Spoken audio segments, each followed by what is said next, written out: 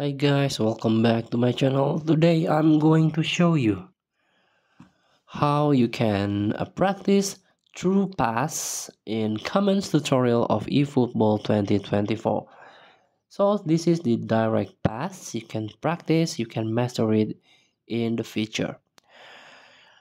And before we start, I made this video is for beginner new into this game, still confusing how you can complete the mission and challenge the event so you can get ton of rewards from this game.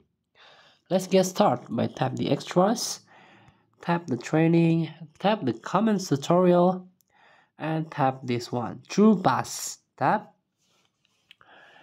And you can practice this mode anytime as you want. Let's get started. Slide the left side in direction you want to pass, press true button. And let's get started.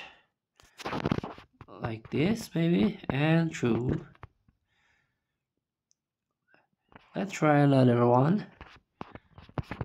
Pass and through. Dash and shot.